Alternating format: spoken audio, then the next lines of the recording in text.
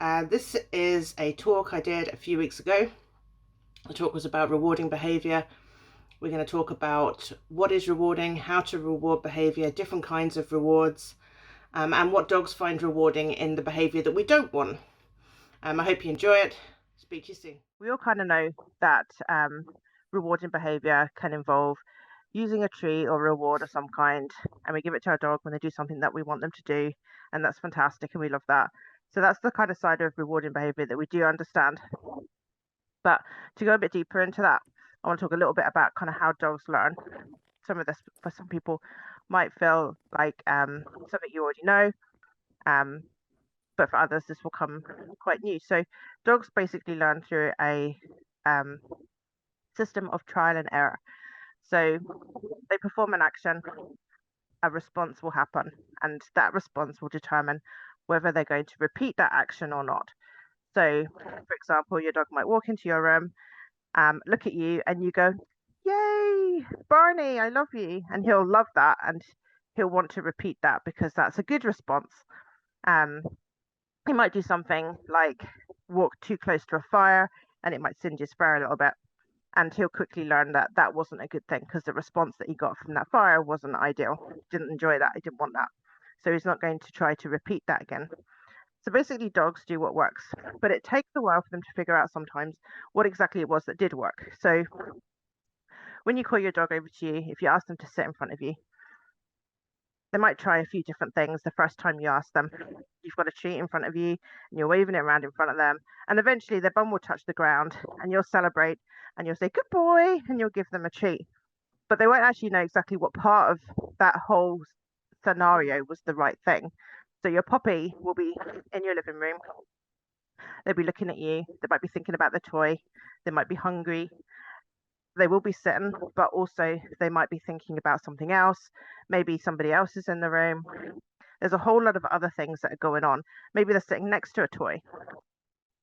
So when you give them the treat and tell them they're a good boy, they remember everything that was in that little scenario as being the sit. That's what they did right. So next time they come in, they can try and recreate as much of that as possible. And the more treats they get, the more they can start to eliminate things. So maybe the next time they come in, you do the same kind of process with them, but the toy's not next to them on the floor. So if the toy's not there, then they can eliminate that. That had nothing to do with the set. And if the other person is not there in the room, that had nothing to do with the sit either. And they go through this kind of process of elimination until eventually they work out the one consistent thing they did every time you gave them the treat was sit with their bum on the floor. At that point, then they know, I know what a sit is, and I can repeat that confidently because I've done it enough times. I've eliminated everything else. So it's important when you're teaching your dog a new trick that you don't introduce a kind of a gray area. As humans and people that love dogs, we really want to help. So when you get a nearly response, that was good enough, a good try, we try to reward that. But actually, that doesn't really help because your dog's in a process of trying to figure out which part of the scenario was the right one. So if you start rewarding responses that look a bit like a sit but aren't quite, he'll eliminate the bum on the floor part of that trick as being a sit and start looking for other things. And eventually he'll have eliminated everything and he'll be just, well, that was just random occurrences. I actually don't know what it was, particularly that they wanted. So that kind of grey area can be quite difficult for our dogs because they're not sure now exactly what it is we want. They can't try to repeat anything in the scenario because nothing consistently worked throughout. So consistency is really important in helping your dog know. Getting that timing right with your treat is important as well, because if you're quite slow with the treat, then again, it doesn't help them when they're trying to eliminate which part of the trick what it was that they did that you really liked. So if you ask them to sit and the bum goes down and then you start fiddling around in your pockets or you start fumbling in a packet or trying to get the packet open, by the time you've got the treat to them, they have no idea what it was that they did that earned the treat. By then, they might have even got up, started thinking about something else. Maybe they think it's time for a toilet or whatever. So the whole process has completely moved on from the set in those few moments it took you to get to the treat.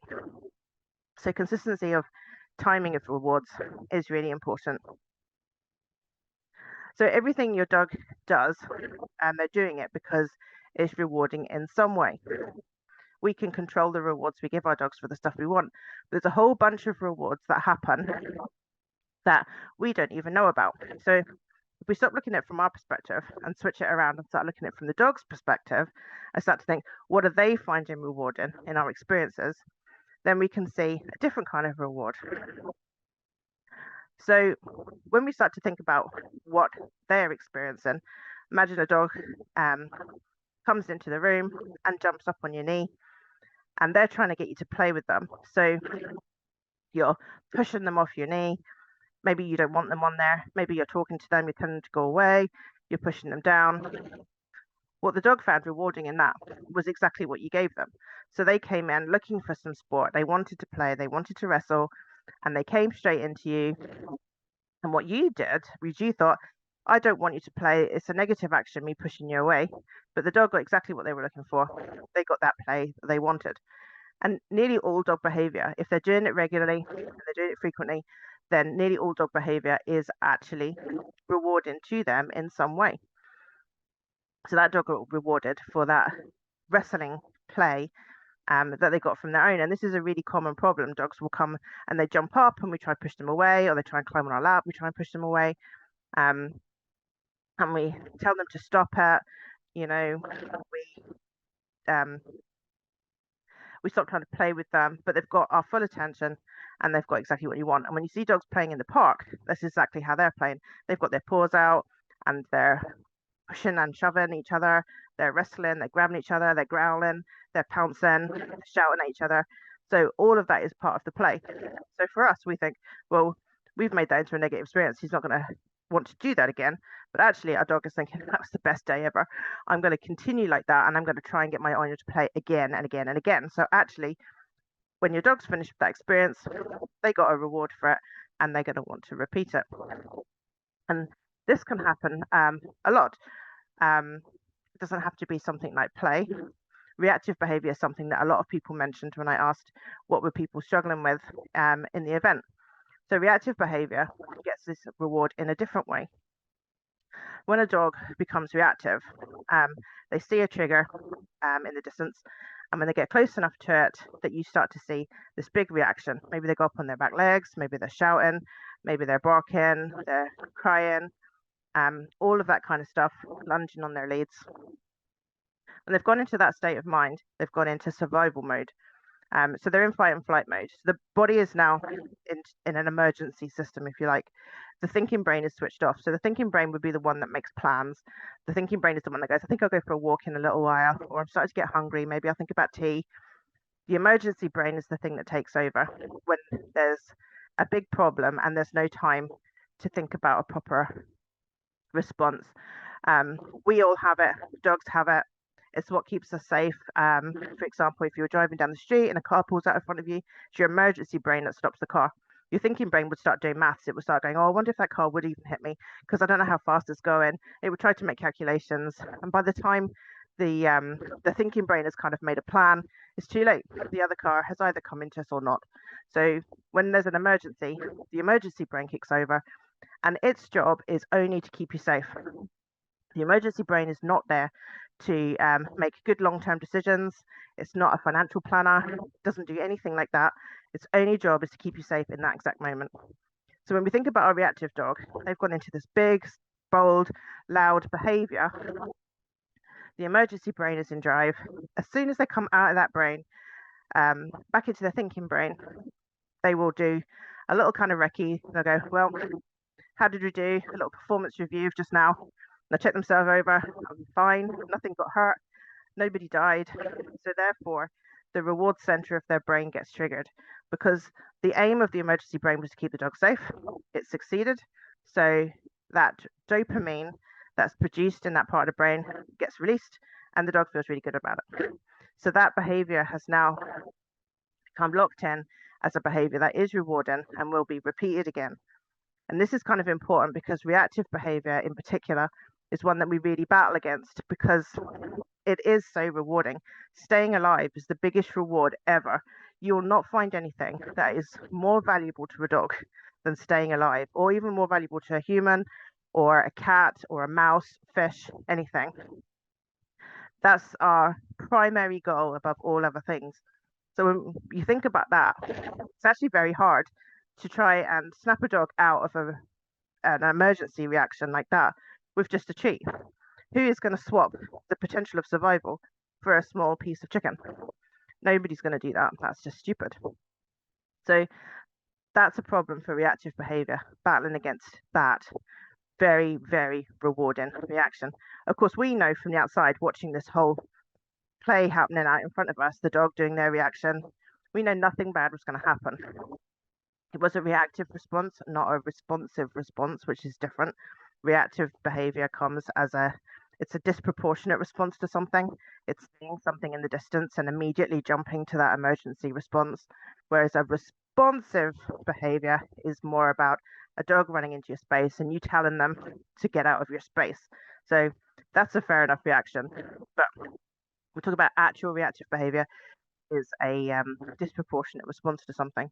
So we can see from back here that dog that's triggered your dog is miles away. Nothing bad was ever going to happen, but it doesn't matter because it's their emergency brain that was in charge at that time, and that's the bit that gives them the reward. So when I asked people about different kinds of behavior that they were struggling with, reactive came up quite a lot, but so also did lead pulling. So lead pulling also has its own reward. When you're walking along, your dog's pulling on their lead. The reason they're pulling on their lead is because they'd like to get closer to something they want to see or sniff or hear, or maybe they want to get away from something. But by actually performing that behavior, they will then get a reward from that. Their own brain will reward them for that behavior. The same thing can happen for a recall. A recall is a very good example of a behavior that is self-rewarding, because when your dog's off their lead, we can call them and they've got two choices. Then they can come back for a little bit of chicken, or they can stay off their lead, have a little bit more free time, maybe play with their friends for a little bit longer, or maybe they get to sniff something that they hadn't sniffed yet. Perhaps they're following a trail and they want to finish following their trail. So we're standing there with our little bit of chicken or our bonio or our schmacko or whatever it is that we've got in our hand. But actually, while they're performing the behavior that they want to do, the reward is much higher. They're getting that reward center is properly activated. They are feeling good about what they're doing. So that makes it very difficult for us when we're just standing there with our little piece of treat, trying to get them to come back for it. Recall's the big one. We've got jumping up, of course. Again, as I said earlier, that gets a play response or some kind of attention that way. And then maybe barking. Lots of people talk about barking. So barking is another behavior that has lots of possible causes, but again, is very self-rewarding. So if your dog is trying to scare something away, then barking at it will hopefully achieve that for the dog. And then if they have scared something away and nothing bad happens, then they get their reward. If they bark at something that they're very excited about, they might pull it on the lead as well. They might be dragging you a little bit closer to it. So that can have its own reward. So when we're trying to work with our dogs, we are always trying to balance out the fact that the behavior that they're doing and have been doing for a long time, they are doing because it's just been so rewarding and it's been so good for them to get the reward and the goal from that kind of behavior. So I'm going to pause for a wee second and see if anybody has got any questions. So when we know then that the behavior that we're working to try and change is rewarding on its own, we need to do a couple of things. One thing we need to do is we need to make the new behavior that we're going to try and guide them towards and mold them into, that has to be made more rewarding. And the behavior that they were doing has to be made less rewarding. So we kind of think about like a set of scales, and your dog's looking at a behavior. They're going to decide which one is going to feel better for me. We need to try and make our reward much, much better. So one treat on their own might not be enough. So what we can do is we can think about the type of behavior that we're working on. How can we make that behavior work for us. So let's think about a recall, for example. So we could use a really long lead. So when we call our dog, we can then use the lead to bring them towards us. So like a fishing rod, you can start to bring them towards you nice and gently, but you're guiding them towards you. It means then not doing what you've asked them has now become less rewarding because they're actually not getting to do anything. They're not getting to spend more time playing with the dogs. They're not getting to spend more time sniffing the thing. So you're bringing towards them on your lead. And when they come back to you, on one side of this set of scales, if you like, is the behavior that they were trying to do, which has now become a little bit boring and not very rewarding. And you're going to bring them to you. And when they arrive with you, we want to bounce that out and we want to make being with you super, super, super rewarding.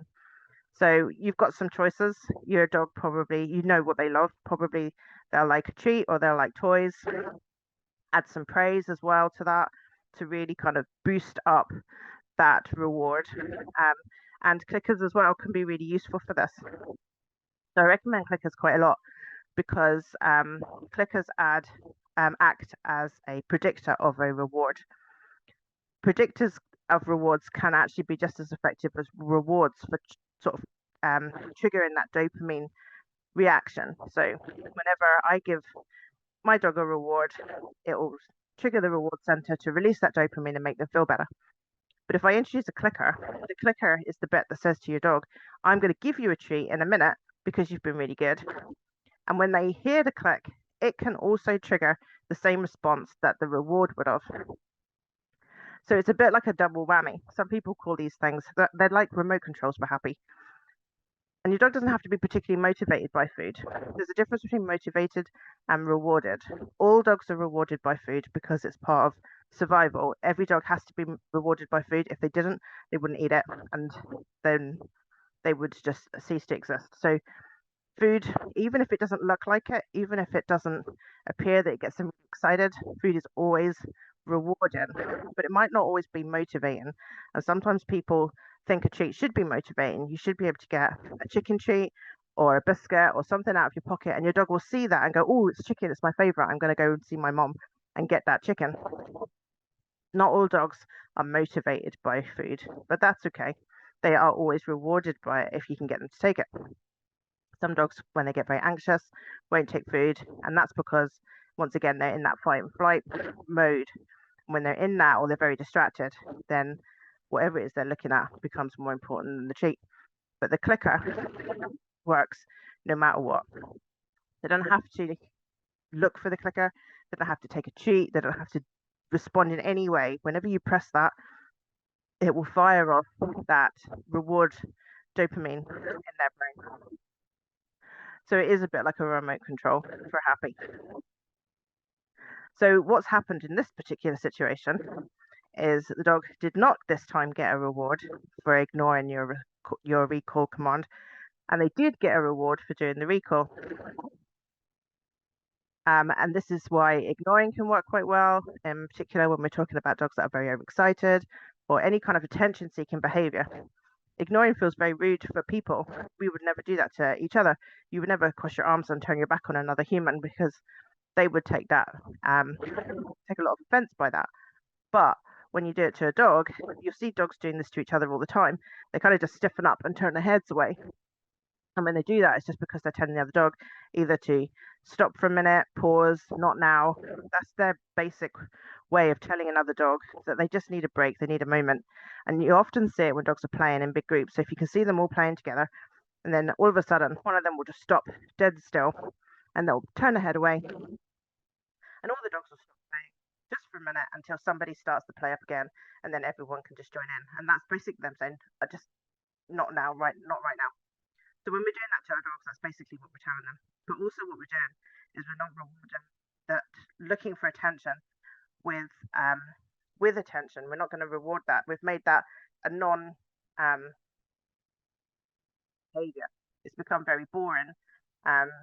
When they're looking for you to play and you make it very clear that you're not going to play, then we can balance that out with a behavior that we do want. So if you want your dog to come to you to get attention, if you don't want them to jump on you for attention or bark at you, then maybe we teach them to pick up a particular toy and that toy will always be the toy that gets your attention. This is really effective actually if you've got a dog that likes to play tug, or particularly dogs that like to wrestle, because those are the kinds of dogs that will try and jump all over you to get attention. Having their favorite toy sitting, and then every time, sorry, Ruth, is that better? So if they're looking for that kind of rough play, that kind of wrestling game, you can play that with toys. So have the toys available wherever your dog is. And then you need to be mindful then. So every time they go near that toy and they pick it up, then give them the game that they want. Chase them around, try and grab it off them, try and wrestle to get the toy off of them. So what we're doing then is making that toy super rewarding for the behavior that they want. But the old fashioned way of getting it, which was to come over and paw at you or bark at you, or whatever, that gets no reaction at all. So there's no reward for that. You're not going to tell them off for it. There's nothing, just very boring, nothing from you. So now that behavior becomes less rewarding and the other one becomes more rewarding. And that gap between less and more becomes bigger, because the food on its own, or the treat, or the game, or whatever it is, probably not enough on its own. You have to just work on the behavior that they were doing as well to get that balance. Um, so clickers can work very well for things like reactive behavior. So how do we handle that? If our dog goes immediately into a fight or flight reaction whenever you get near a trigger. So what you do is you pull back a little bit and make some space. So if your dog is triggered by another dog or a person or whatever it is, if that thing is far away in the distance, your dog will have proximity away from that where they are coping, and they're not into the fight or flight mode. They're not in their emergency brain. They're not reacting. And you can reward that with your clicker. So you can just be walking up and down.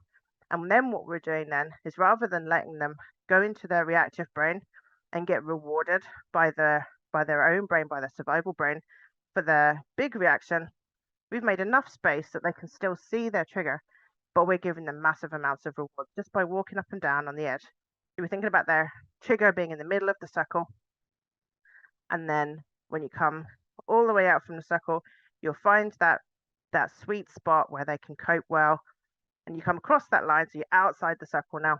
And as long as you stay outside of that circle, then your dog will still be aware that the trigger is present, but it's now getting all of the rewards from you. So you can be walking around with your clicker, click, click, click. Remember, every time they hear that click, it triggers the reward part of their brain. That dopamine gets triggered every time they hear the click. And you'll be walking around, so they'll begin click, click, click, click, click, feel good, feel good, feel good. And every now and then you'll stop and you'll pay out a treat or two for what they've just done. But while you're on the outside of this circle, you can be really bouncing out all of those experiences they've had when they've been inside. But this time the dog's looking for you for a response for that reward. And it doesn't have to be a clicker. You could just be handing out treats. You could be giving them toys. You could be praising them. But the more of those things you can do at the same time, the better it gets, because they all stack up. So if you've got a toy in one hand and your clicker in the other and a pocket full of treats, and you're praising your dog as you walk around, then they're getting basically about as much possible reward as they can. And once that starts to happen, then they can start to learn a new type of behavior. So once you're trying to start a new type of behavior, you're trying to form this new behavior, we're doing our best to help them succeed at it. So we're using the long lead for the recall. We're ignoring and being patient whenever they're trying to jump up or bark at us. We're removing them from things that are making them scared or overexcited.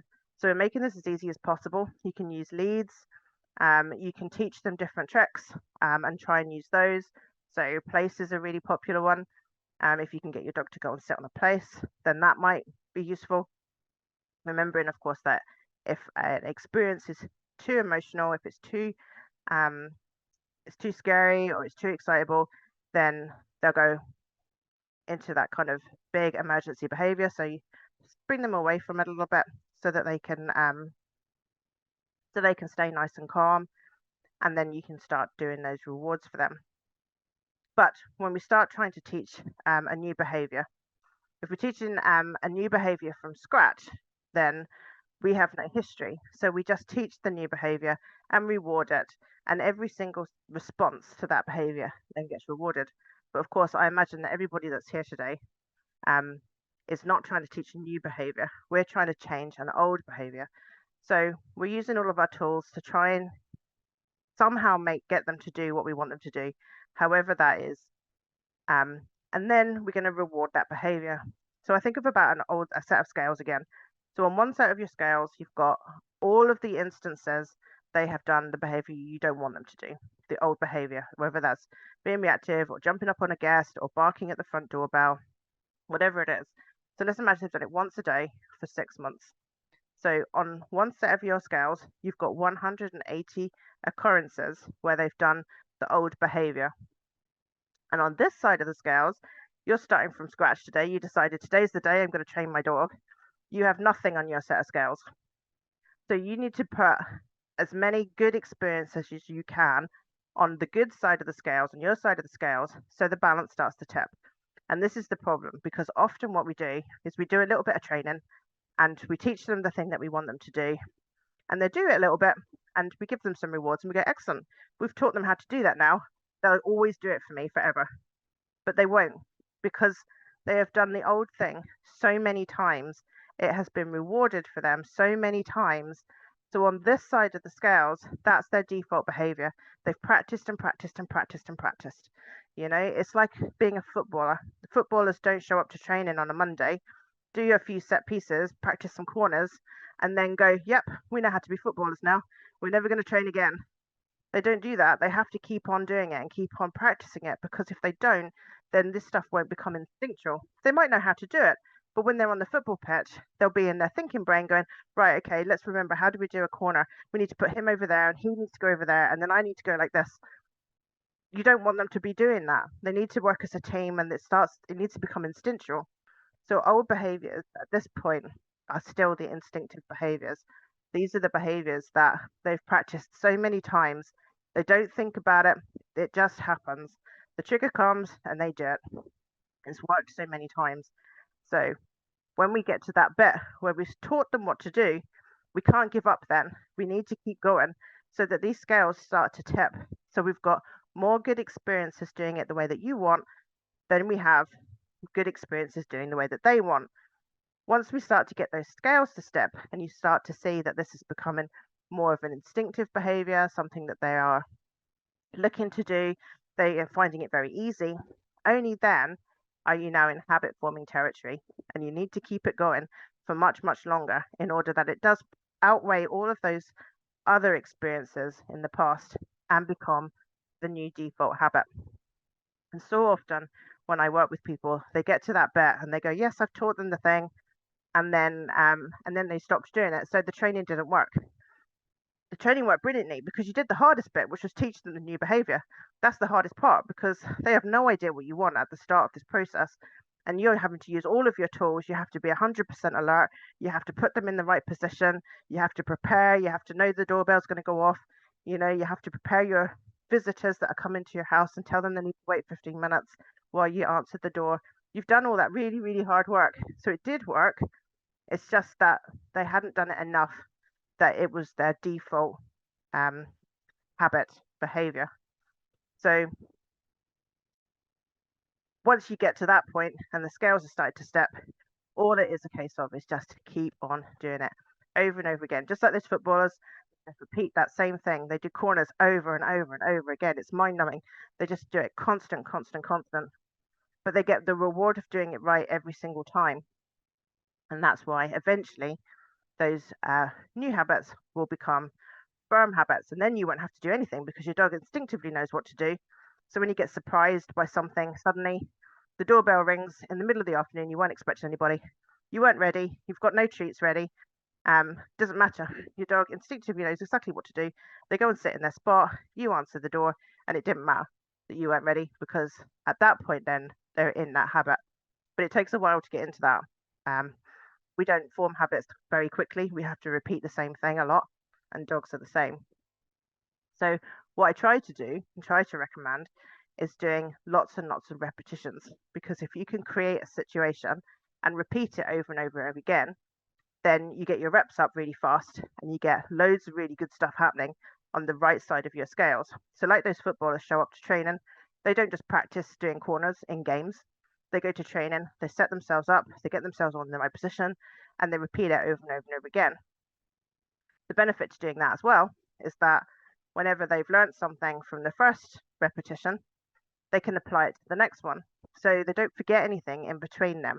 If you only did one doorbell answering session a day, then they're going to forget in that 24-hour period probably about half of what you taught them. So it's always a bit sort of forwards and back, forwards and back. If you did instead 7 doorbell answering sessions in 10 minutes, by the time you get to that 7th one, they've learned 3 times as much as they would have because they didn't forget anything in between, and every time they made progress.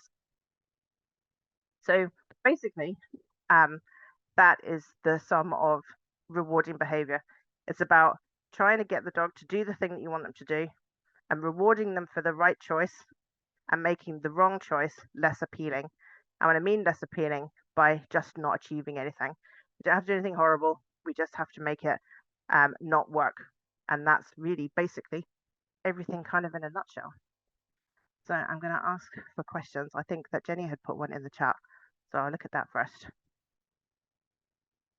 Yeah. So Jenny's asking, when everything goes wrong and they get a chance to practice the unwanted behavior while you're still training, how much damage does that do? That's a really, really good question because not as much as you think, but it does do some damage. So let's imagine you're doing recall training and you use your lead one time, you do a good recall, they come all the way back to you, you give them those rewards, that's gone on the good side of your scales, and then the next time you didn't have your lead on because you forgot and they ran off and played with their friends, that's going to go on the bad side of the scales. And then the next time you go, I remember from that time, I put the lead back on, that goes on the good side of the scales, and you could just go backwards and forwards.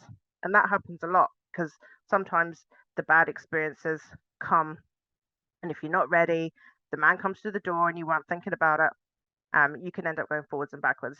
I'm looking for really, I think, for best results, you want to be looking at about 70-80% of really good ones. And then if you get 20 or 30% where it doesn't quite go to plan, at least you're moving forward. If you could do way more than that, if you could do like 95% really good ones, then you're rocking forward really fast. And that's what really the benefit is of doing pre-planned sessions, because you can set the scenario up. You're not going to be surprised.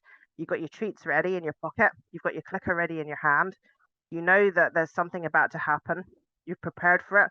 The dog's in the right place. They're on the lead where you need them to be. And you walk into the situation, know exactly what's coming next, and you're in control of the whole thing.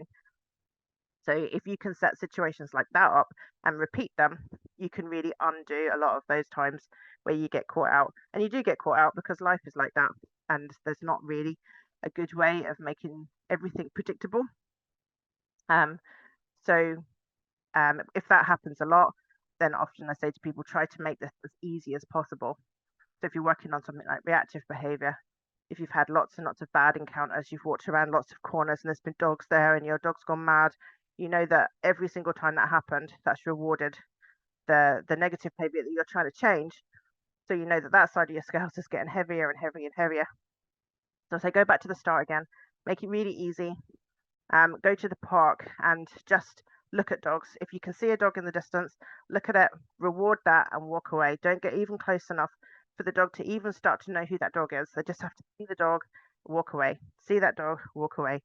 Or take your lead, big long lead to the park, find a quiet place and do 20 recalls in a row, because very, very quickly you'll just add onto the good side of your scales and build that up. And the faster you build that up, then the quicker it is that your dog will form a permanent habit that they will always kind of seek to do. Does that answer your question, Jenny? No, nobody's got any questions.